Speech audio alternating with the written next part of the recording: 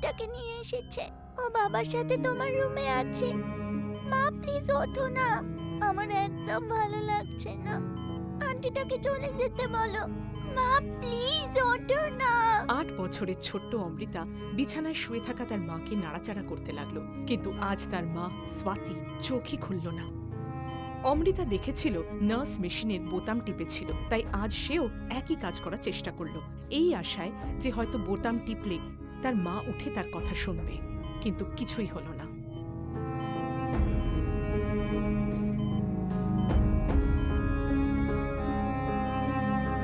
ঠিক তখনই অমৃতার দিদা ঘরে ঢুকলেন। ওকে কাঁদতে দেখে তিনি ওকে জড়িয়ে ধরলেন। অমৃতা, কাঁদে না মা, এদিকে আয়। আয়। কেন কাঁদছিস মা? চুপ কর, কাঁদে না। চল ঘরে যাই। হ্যাঁ চল, দিদা গল্প শোনাবে। হ্যাঁ খুব ভালো। চোখ মোছো, একদম কাঁদবে না। হ্যাঁ কাঁদে না। দিদা তার হাত দিয়ে অমৃতার কান ঢাকার চেষ্টা করলেন, কিন্তু অমৃতার ধৈর্য শেষ হয়ে গিয়েছিল। না, ওখানে যায় না মা, দাঁড়া, যাস না অমৃতা।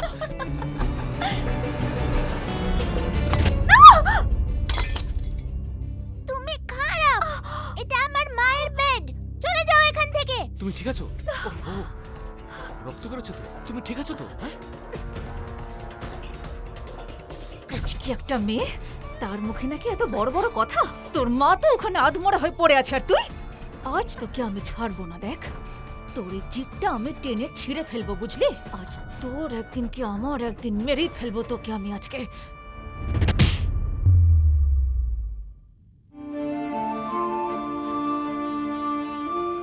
বাবা, আরে ওর মা ওকে নষ্ট করেছে, আমি কি করবো বলো তো? মা বিগড়ে দিয়েছে তো I am sorry, I am sorry. তো আমি ওকে I'm না, sorry.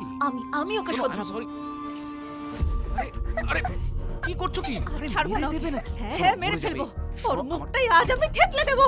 শান্ত হও। কি করছো কি? আরে ওই মেয়েটা আমাদের জন্য লটারি। ওই মেয়েটা লটারি আমাদের জন্য। যে কোম্পানিটা আছে সেটা ওর নামেই আছে। সুলেখা চুপ হয়ে গেল, কিন্তু তার আঘাতের ব্যথা তখনও কমেনি। না, আই কান্ট বিলিভ দিস। তুমি একটা কাপুরুষ, এটা আমি জানতাম না। আরে আমি এমন একটা ছেলেকে বিয়ে করতে পারবো না যে আমার জন্য স্ট্যান্ডও নিতে পারবে না। এই শোনো। কথা বলে সুলেখা রমেশের পুরুষত্বে আঘাত করল।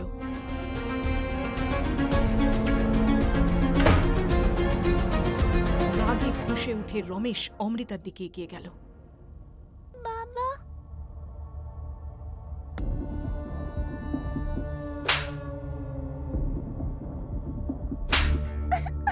কি করছো কি? ছাড়ো ওকে।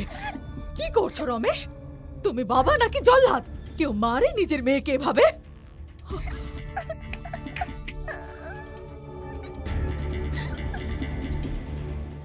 না শোনা, কাঁদে না।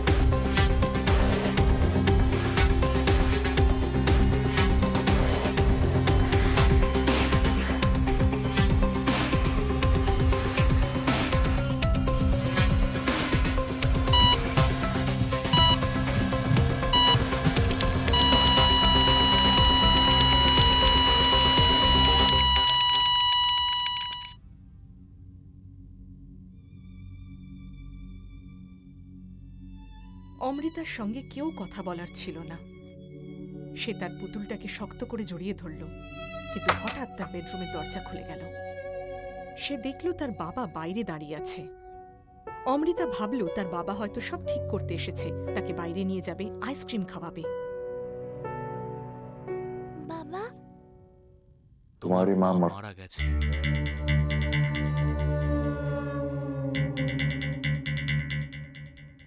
তোমার মা চিরতরে ঈশ্বরের কাছে চলে গেছে। সে আর কখনো ফিরে আসবে না।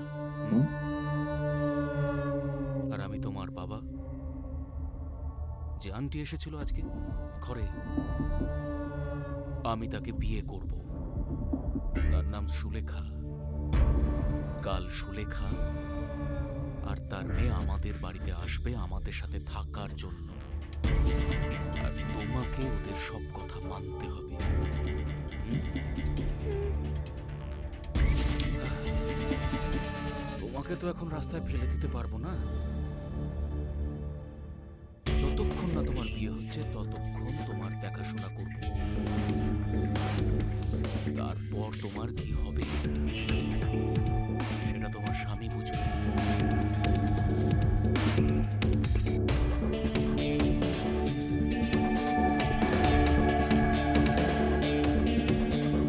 এটা পড়ে নিও।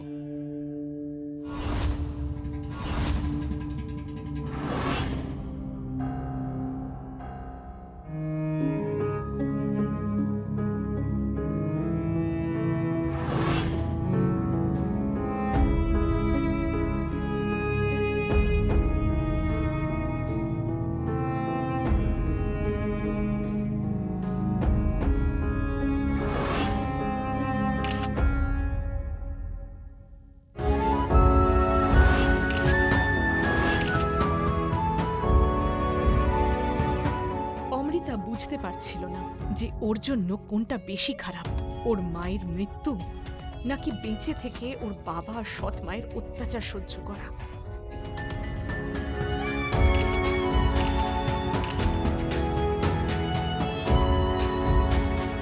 অমিতা, অমিতা,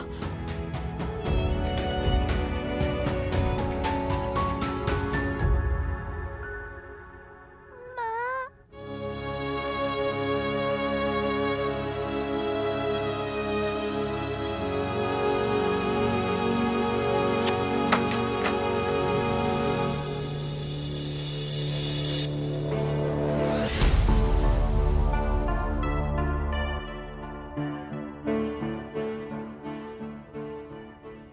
আমার মা বলেছে যে অমৃতার ঘর থেকে আমার যা পছন্দ সেটা নিতে পারি। কিন্তু তুমি কে? আমি আমি মনামি, তোমার সৎ বোন। ও নো, বোন নয়।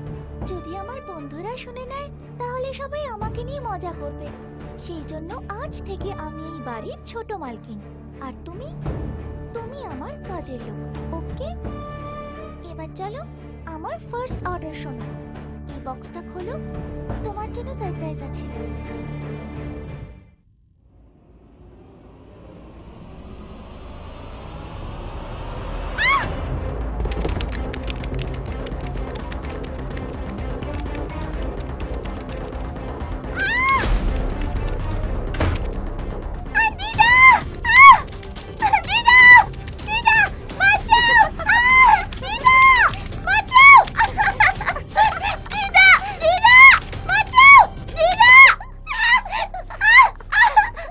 অমৃতা, তুই ঠিক আছিস মা?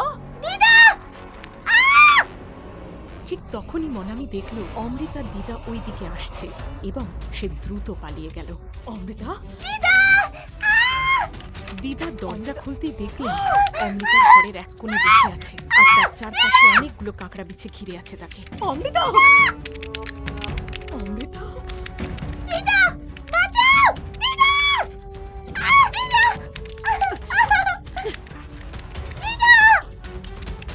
আয়, চল।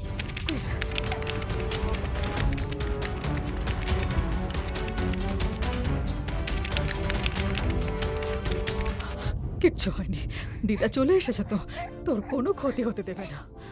আয় বস এখানে। কিচ্ছু হয়নি মা, কিচ্ছু হয়নি। আমি তাড়িয়ে দিয়েছি কাঁকড়া বিছেগুলোকে, তাই না? দিদা, এই বাড়িটা ভালো না, এখানে খারাপ লোক থাকে। আমি মায়ের কাছে চলে গেলেই ভালো হবে, তাই না, না? এসব বলে না, বাজে কথা, বাজে কথা। তুই জানিস, যখন তুই বড় হবি তখন তুই এত স্ট্রং হয়ে যাবি, তখনই মনাবি কেন ওই কাঁকড়া বিছেও তোর কোনো ক্ষতি করতে পারবে না। আমার স্ট্রং মেয়ে।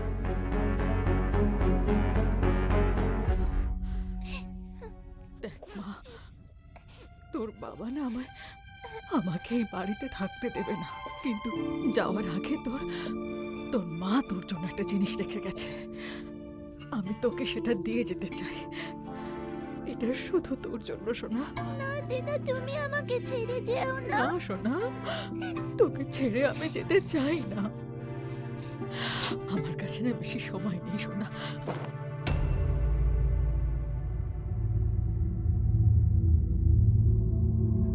অনেক সেবা করে ফেলেছেন আমাদের, আর সাথীও তো চলে গেছে। আপনি আবার যেতে পারেন।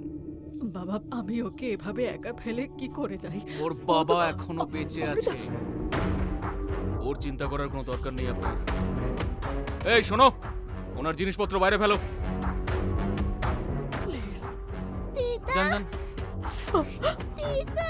আরে যান প্লিজ, তাড়াতাড়ি।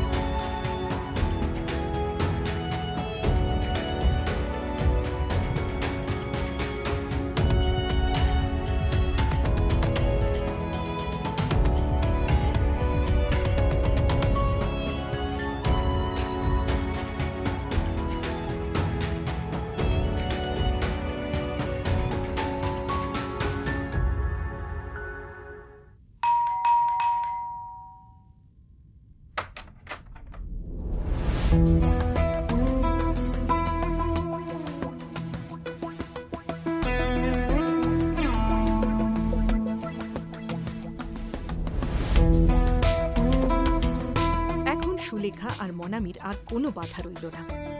তারা রমেশের টাকা জলের মতো খরচ করতে লাগলো, আর অমৃতার জন্য এই বাড়ি নরকের চেয়েও খারাপ হয়ে গেল।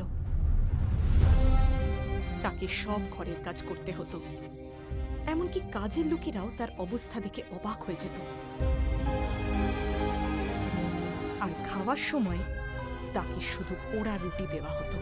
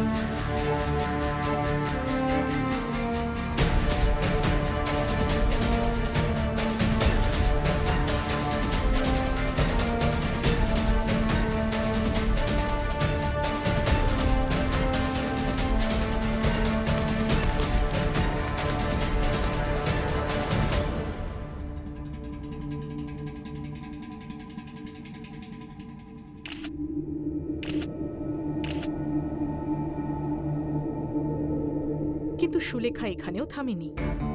অমৃতা তার মেয়ে মনামির চেয়ে অনেক বেশি সুন্দর ছিল। সুলেখাকে ভেতর থেকে কুড়ে কুড়ে খাচ্ছিল।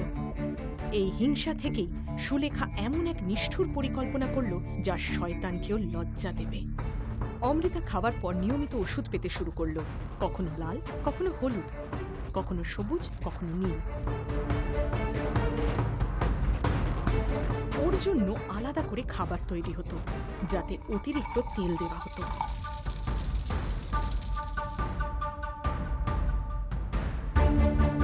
অমৃতা খাবার খাওয়ার সঙ্গে সঙ্গেই তার পেটে ব্যথা শুরু হতো, কিন্তু যদি সে একটাও কথা বলতো ওকে এত মারধর করা হতো যে ওর গাল লাল হয়ে যেত।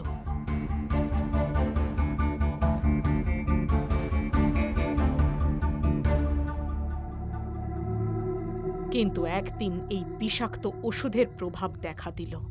খাবার খাওয়ার সঙ্গে সঙ্গেই ও বমি করতে লাগলো এবং পুরো মেঝে নোংরা হয়ে গেল।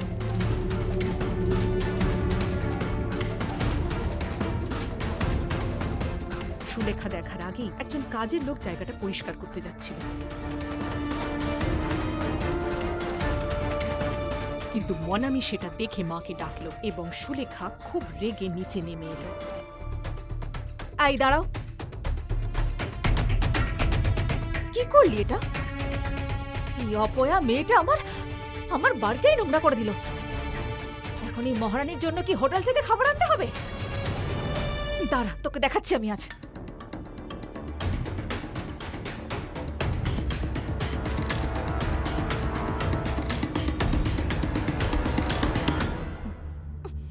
এই মেয়েটার গা থেকে এত জঘন্য গন্ধ আসছে যে ওকে মারতেও ইচ্ছা করছে না। মা, ওকে না ছুতে পারবে না, কিন্তু ওর ডলটাকে তো শাস্তি দিতে পারবে।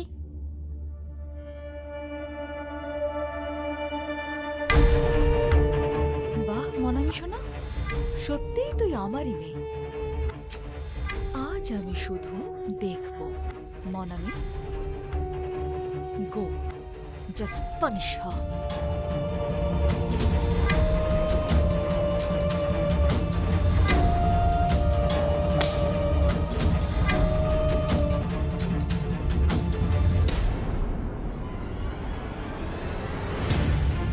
অমৃতা অনেক রাত তার পুতুলকে জড়িয়ে কাটিয়েছে। সে এই পুতুলকে জড়িয়েই কেঁদেছে। আজ ওর মনে হলো কেউ যেন ওর একমাত্র বন্ধুটাকেও ছিনিয়ে নিয়েছে। মনামি, তুমি যদি আমার ডলটার কোনো ক্ষতি করো তাহলে আমি বাবার কাছে কিন্তু কমপ্লেন করব। যা কর না। এমনিতেও ওটা তোর বাবা নয়, ওটা আমার বাবা, আর বাবার কিচ্ছু যায় আসে না। তোর ডলকে নিয়ে আমি যা খুশি করতে পারি। মনামি একটা কাঁচি নিয়ে পুতুলটাকে টুকরো টুকরো করে কেটে ফেলল।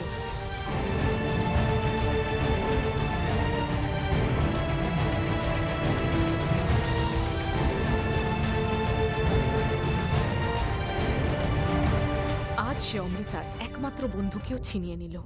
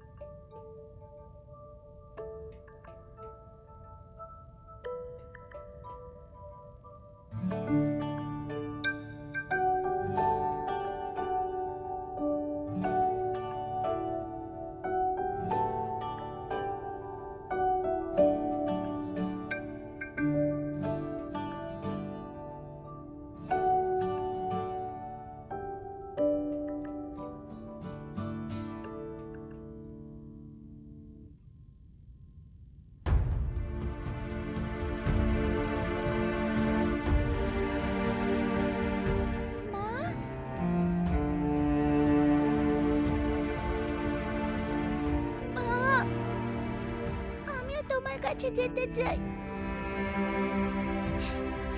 আমার সোনা, এখন তোমাকে এখানে থেকে নিজের জীবনটা গুছিয়ে নিতে হবে।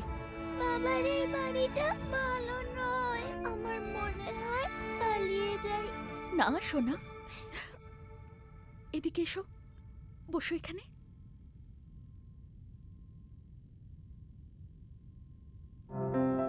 অমৃতা, আমার সোনা, নিজেকে আরো বেশি শক্ত করতে হবে। এখনো অনেক চড়াই উতরাই পেরোতে হবে তোমাকে আমার মা। ভয় পেও না, যখন সঠিক সময় আসবে তখন অনেক ভালো মানুষ তোমার জীবনে আসবে, তোমাকে সাহায্য করবে। কিন্তু ততক্ষণ নিজেকে সামলাতে হবে। কি পারবে তো? হুম? তোমার প্রয়োজন পড়লে মা ফিরে আসবে তোমার কাছে, কিন্তু ততক্ষণ নিজের খেয়াল রেখো। প্রমিস করো, মনে থাকবে তো?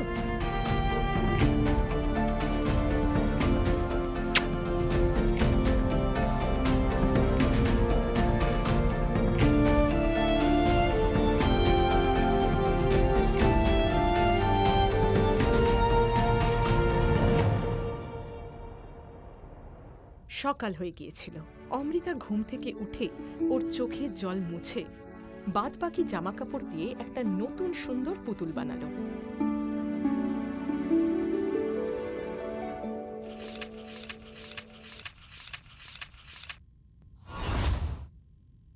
এই গত 10 বছরে অমৃতা মন থেকে সুখের অপেক্ষায় ছিল, আর আজ অবশেষে সে খুব খুশি ছিল, কারণ তার বিয়ে হতে চলেছে শহরের সবচেয়ে বড় ব্যবসায়ী পরিবারের একমাত্র উত্তরাধিকারী সোহম ডোগরার সাথে।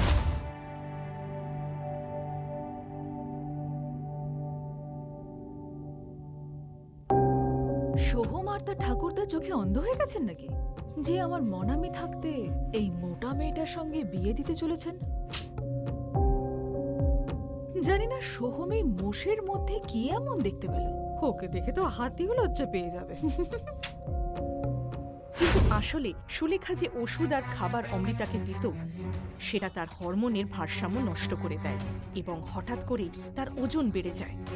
খুব অল্প সময়ের মধ্যেই সে 120 কেজির হয়ে যায় এবং সবাই ওকে নিয়ে মজা করতে শুরু করে। সুলেখা অমৃতার সৌন্দর্য দেখে খুব হিংসা করত এবং ধীরে ধীরে তাই ওকে মোটা বানিয়ে দেয়। দেখ অমৃতা, বিয়ের পরের দিনই যদি তোর বর বাড়ি থেকে দাঁড়িয়ে দেয় না, তাহলে ভুলেও এই বাড়িতে ফিরে আসিস না। আসলে কি বলতো, আমরাই মোটাকে এতদিন দেখাশোনা করেছি, এখন আমাদের দায়িত্ব শেষ। যা, রেডি হয়ে নে, যত ইচ্ছে সাজগোজ করে নে, দেখাবে মোষের মতো। এই কথা শুনে অমৃতার চোখে জল এসে গেল, কিন্তু সোহমের উপর ও সম্পূর্ণ ভরসা ছিল। স্যার, ও হচ্ছে সোহম চ্যাটার্জি। চেহারাতে একটা গড়বড় আছে, ওর পুরো ফ্যামিলির নামে বদনাম আছে স্যার। অনেকগুলো কেসে ইনভলভড আছে ওরা। ঠিক বলেছ, এক্সটর্শন, প্রতারণা, কতজন খুনের সন্দেহভাজন তো এদের জন্যই কাজ করে।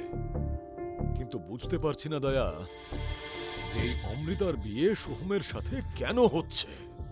সোহমের মতো ছেলে অমৃতার মতো মেয়ের জীবন নষ্ট করবে, তার আগে আমাদের স্টেপ নিতে হবে স্যার। সোহম,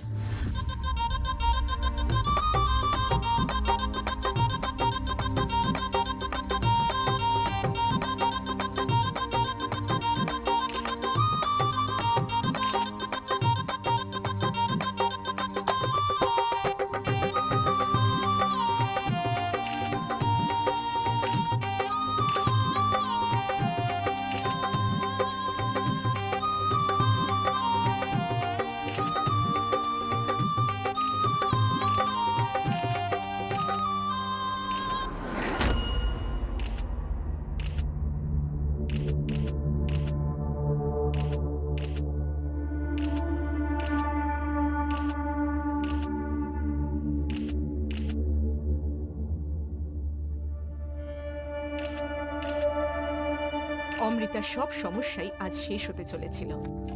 বিয়ে শেষ হতেই একজন ওকে একটা চিরকুট দিল। তাতে লেখা ছিল ওর বিয়ের উপহার উপরের ঘরে ওর জন্য অপেক্ষা করছে। অমৃতা যে সবেমাত্র জীবনে সুখ খুঁজে পেয়েছিল, তার জীবনে কি আবার নতুন কোনো ঝড় আসতে চলেছে? এরপর কি ঘটে তা জানতে এখনই পকেট এফএম অ্যাপটি ডাউনলোড করুন এবং এক যে ছিল কন্যা পুরো গল্পটি শুনুন। ডাউনলোডের লিঙ্কটি বিবরণে দেওয়া আছে।